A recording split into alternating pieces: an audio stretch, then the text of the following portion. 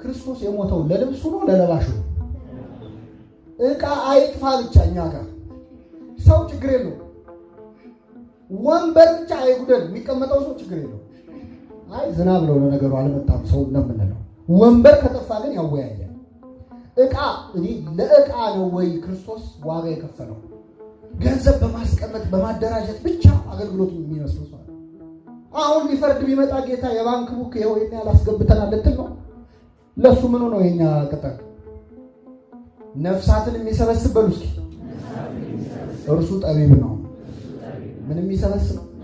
ገንዘብ አይደለም። ቤተክርስቲያን የምትሰበስበው ነፍሳትን ነው። ምሳሌ 11:30 ላይ እና ለሌላ ነገር ያለ ገንዘብ ለሃይማኖት ሰው ለማስተማር ለንስሐ ለወጣቱ ለአብነት ትምህርት ቤት ምን ሲባል ገንዘብ በጀት የለም ይባል። ለአንድ ቀን ግን 40 በሬ ታርዶ ሊያድር ይችላል። ለመብል ሲሆን ማለት ነው። እግዚአብሔር ልቡን አይስጣል። ህንፃ ግንባታ ተኮር በቦታ አገልግሎት አይለካም። በቤተክርስቲያናችን አገልግሎታችንን ያዳከመው አገልግሎትን በቦታ መለካት ነው። በቦታ መለካ ማለት ቤተክርስቲያን ውስጥ ብቻ የሚመስለው ሰው አለ። እግዚአብሔር የሚናገረው እግዚአብሔር የሚሰራው ከቤተክርስቲያን ውጪ ብዙዎቻችን ስራችንንና ሃይማኖታችንን ቀይ መስመር አስመረን ለይተናቸው ይሄን ካላጠፋን ይችን ሃይማኖት እንከተላለን ማለታችን። ክርስቲያን ማለት ቤተክርስቲያንን ቤቱን ማድረግ ይቻላል። አንዳንድ ሰዎች ቢዝነሳቸው አካባቢ ቃለ እግዚአብሔር መስማት አይፈልጉም። ከንግዱ ጋር ስለማይሄድ ማለት እዛ አካባቢ እዚህ ብዙ የምሰራው ነገር ስላለ ቅዱስ አውግስጢኖስ ጌታ ወይ ንስሐ ገባ ነበር ግን የኃጢአት ፍቅር ገና አልወጣልኝም ይላል። አንዳንድ ሰው መስሪያ ቤት ውስጥ መዝሙርም ወይም መንፈሳዊ ነገር መስማት አይፈልግም። ስለ መንፈሳዊ ነገር ይሄ ማለት ጥግ አስይዘነዋል። እግዚአብሔርን የሆነ ጥግ ሰተነው እሑድ ተመድቦለታል። ያኔ ብቻ እንደዚህ የሚያደርግ ሰው ማለት ምን መሰላችሁ? እነዚያ ሴቶች ሽቱ ይዘው የመጡ አሉ አይደል? ሊቀቡ አልተነሳም ብለው ነው እነሱ። ለእኛ ግን ተነስቷል አልተነሳም። እሑድ ብቻ ክርስቶስ ትዝ ካለ ለአንተ አልተነሳም። አሁን መቃብር ነው። ቤተክርስቲያን ደግሞ የክርስቶስ መቃብሩ አይደለች። በረድኤት የሚገለጥባት የሚሰራባት ነች። ስለዚህ ስራ ሌላ ሃይማኖት ሌላ ብሎ ማሰብ እግዚአብሔርን በቦታ መወሰን ነው። ቅዱስ ጳውሎስ ያለውን ያንብብላችሁ። በጉባኤም በየቤታችሁም አወራሁላችሁ አስተማርኳችሁ እንጂ ከሚጠቅማችሁ ነገር አንዳችስ እንኳ አላስቀረውባችሁ። በጉባኤም በቤታችሁ። በሌላ ስፍራ ደግሞ የእግዚአብሔር ቃል አይታሰርም። 2 ጢሞቴዎስ 2:9 ነው። ክርስቶስ ደግሞ አደራ ሲሰጥ በኢየሩሳሌምም በይሁዳም በሰማርያም እስከ ምድር ዳርቻ ድረስ ምስክሮቼ ትሆናላችሁ። እስከ ምን ዳርቻ ድረስ? ስለዚህ አገልግሎት በቦታ አይለካም። የመጨረሻው አገልግሎት በተገልጋዩ ብዛትና ማነስ አይለካም። አንዳንዴ ምን አይነት ስህተት እንሰራለን? በጣም ብዙ ሕዝብ የተገኘበት ጉባኤ የዛሬ ጉባኤ ከሆነ አይቀር እንዲህ ነው ይላል። ሰዎች በጣም አነስ ካሉ ደግሞ ሰው የለም። ይሄ በጣም አስቸጋሪ ነው። በመሰረቱ ይሄ ደግሞ ቤተክርስቲያን ትንሽ የቆየነው ሰዎች ደግሞ የሚያውቀው ሰው ስለሌለ ሰው የለም የሚል ሰው አለ። እየሰማችሁ ነው? ይመጣና አይታይታሩ አንድ ሰው የለም ይላል። በሞላ ጉባኤ እኮ ነው እሱ የሚያውቃቸው ሰዎች ስለሌሉ። አገልግሎት በተገልጋዩ ቁጥር ብዛትና ማንነት አይለካም። በጣም የሚገርማችሁ በቤተክርስቲያናችን እንደው ትልቅ ዋጋ የሚገኝበት አገልግሎት ማለት ብዙ ተገልጋዮቹ ማንነታቸው በጣም ዝቅ ያለ ቁጥራቸው ትንሽ ከሆነ ዋጋው የእጥፍ ይሆናል። መሆን ይችላል አይችልም? ይችላል። ሽሚያ እንደውም ውዳሴ ከንቱ የሌለው ይሆናል ማለት ነው። ምስጋና የሌለው አቤት። እንደውም አባቶቻችን ለዚህ ነው የታችኛዋን አገልግሎት ማርያም የማይቀሟትን በጎድን መርጣለች የሚለው ቁጭ ብሎ መማራው ውዳሴ ከንቱ የለው። በቤተክርስቲያን ውስጥ እንደዚህ አይነት አገልግሎት የሚያገለግሉ አሉ። ታች የሚሉ የሚደክሙ ማንም ሰው ዞር ብሎ የማያያቸው። ቅዳሴ ንግስ ከሆነ ዛሬ አቤት የቀደሰው ዲያቆን፣ አቤት የቀደሱት ቄስ፣ አቤት ያስተማረው ሰባኪ፣ የዘመረው ዘማሪ ይደነቃል። ግን ያን ቀን ቅዳሴ ላይ ለታጠነው ማይጠንት እፍ ብሎ ፍም ያፋመ ዲያቆን አለ። ዝነኛ ፍም አፋሚ አለ። ታውቅ አቤት እሱ እፍ ሲል ሰምታችኋል? የለውም። ማንም አያውቀው፣ ግን ማን ያይለታል? እንደው ቅዱሳን ናቸው። እኔ በየደብሩ ልብ ብላችሁ ከዚህ በኋላ አስተውሏቸው። ጠበል የሚቀዱ፣ መቅደስ የሚያጸዱ፣ ደወል የሚደውሉ፣ ምናልባትም አብዛኞቹ ትንሽ አይምሮ ህመምተኞችን ሌላው ሰው ጥሎት ሄደውን የሚያነሱ ማንም መኖራቸውን እንኳን የማያውቃቸው አሉ። ቅዱሳን ሊሆኑ ይችላሉ። እነዚህ ሰዎች በረከታቸውን ያሳድርብን። ምክንያቱም ምስጋና የለም፣ ማንም ለእነሱ ክሬዲት የሚሰጥ የለም። ግን ማን ያይላቸዋል? እግዚአብሔር ያይላል። ደግሞ ምንም የለባቸው፣ ያለ ሳይድ ኢፌክት የሚወሰድ መድኃኒት ማለት ነው የእነሱ አገልግሎት። ማርያምስ የማይቀሟትን በጎድል ያለው አጋንንት ሌላውን አገልግሎታችንን ይቀሙታል። በምስጋና በማወደስ በሌላው ነገር ቁጭ ብሎ መማር ግን፣ ከታች ዝቅ ማለት፣ እግር ማጠብ ግን ማንም የማይሻማበት አገልግሎት፣ ክብር የሌለው አገልግሎት እና ቁጥሩ ባነሰ ክርስቶስ ይናሳይቶናል። አንድ ሰው አስተምሯል ቁጭ አድርጎ ክርስቶስ። ስንት ሰው በሌሊት ሊያውም በሱ ለመማር አፍሮ ግራ ቀኝ አይቶ ቆይ የሱ ተማሪ ነህ እንዳይሉኝ ብሎ በሌሊት የመጣው ማንን? ኒቆዲሞስ በጨለማ በኩል ሌሊት አስተምሮታል። ሰው ሰብስበናል አለ። በጠራራ ፀሐይ ደግሞ አስተምሯል። ማንን? ሳምራዊት ሊያውም ጠባይ የሌላት ማለት ውሃ ስጪኝ ሲላት አንተ አይሁዳዊ ስትሆን ሳምራዊት ውሃው አይሁዳዊ ነው ሳምራዊ ነው? መልሱልኝ። ውሃ ነው የተባለችው። ከመነሻው ገና የዘር ጉዳይ አነሳች። ከዚያስ ከያዕቆብ ትበልጣለህ አንተ አለችው። የያዕቆብን ፈጣሪ ማለት ነው። ክርስቶስ ክብርን ጠብቀህ ማገልገል አይቻልም። አይ አገልግሎቱ ይቀራል እንጂ እንዲክፉ ደግማ አትናገርኝም የሚል ሰው መስበክ ሰው የሰው ልብ መመለስ ይችላል? አይችልም። ክርስቶስ እየሰደበችው መልስ አይሰጥም። ከያዕቆብ ትበልጣለህ ስትለው እኔ አይደለም እንደ የፈጠርኩት ያዕቆብን አላለ። ጉዳዩን እሱን የሚመለከት ነገር አልመለሰም ክርስቶስ። ሀርት ፒፕል ይባላል። የተጎዱ ሰዎች ሰው ይጎዳሉ።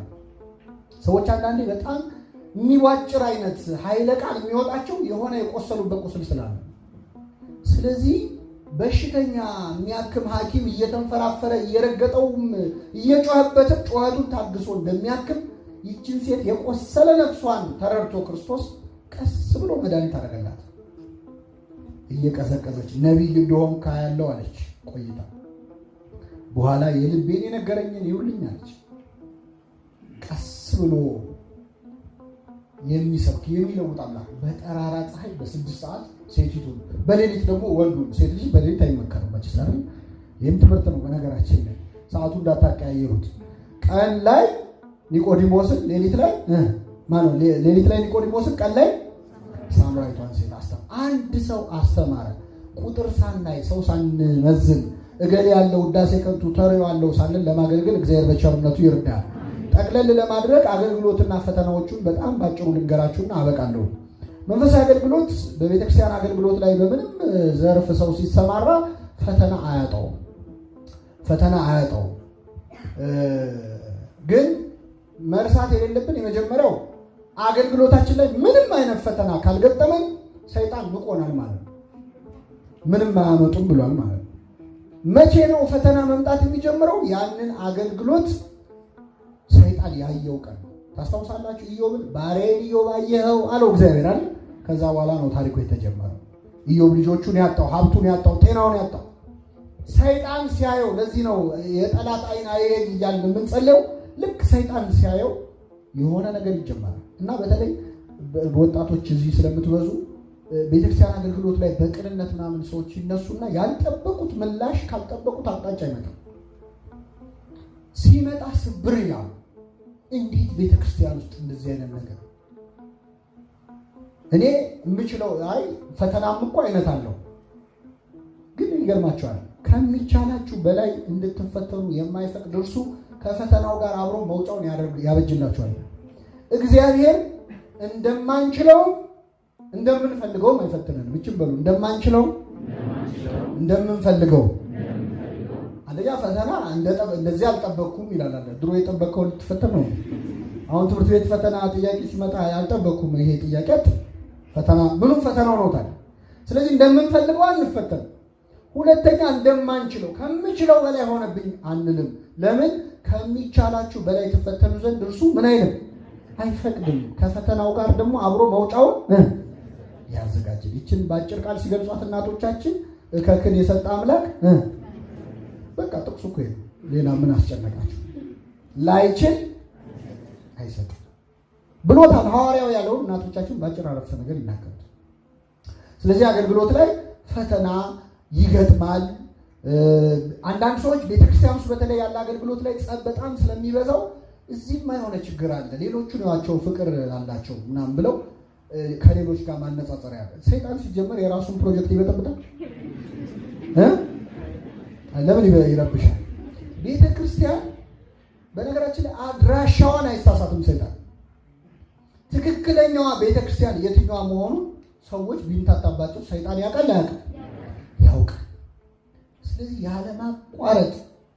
ያለማቋረጥ ይወጋታል። ቤትም ዓለም ብትሄዱ የእኛን ሀገር ተውት፣ የትም ብትሄዱ ኦርቶዶክሳውያን መከራ ያለ የትም ብትሄዱ ኢራቅ ብትሄዱ አሁን ኢራቅ የኛን ሲግኒፊካንት የሆነ የኦርቶዶክሳውያን ቁጥር የለም። ኩርዲስታን የሚባል ኮሚዩኒቲ አለ የኦርቶዶክሳውያን።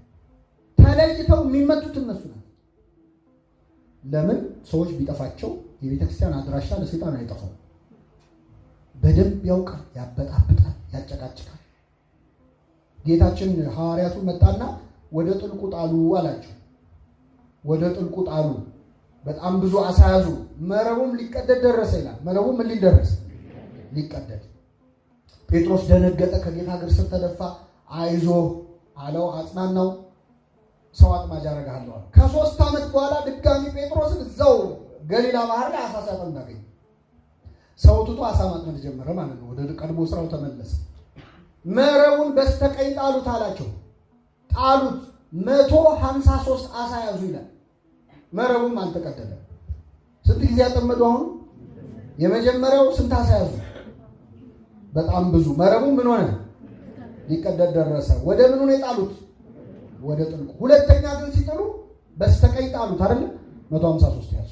ይቺ መረብ ቤተክርስቲያን ነች። መስከር ትገሪፍ እንተ ተወደቂ ውስተ ባሕረ ዓለም፣ በባህር ዓለም ላይ የተወረወርሽ ወጥመድ ወይ ይላታል። እመቤታችንም ቤተክርስቲያንም ያስተረጉማል።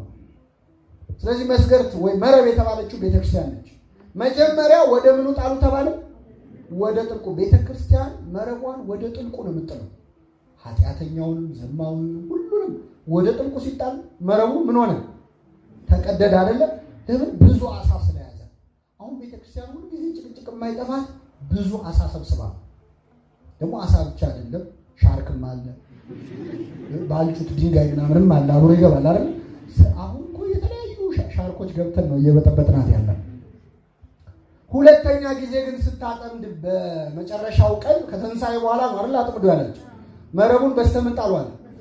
በስተቀኝ። በቀኝ የቆሙት ቅዱሳን ብቻ ናቸው ወደዛ የሚገቡት። በቀኝ ያቆመን አምላካችን በቀኝ። ከዛ በኋላ አይቀደድም መረቡ። የተቆጠሩና 153 ናቸው። በቁጥር ውስጥ ናቸው ማለት ነው። ጥቂቶች ናቸው የሚገቡበት። ለዛ ያብቃን አምላካችን።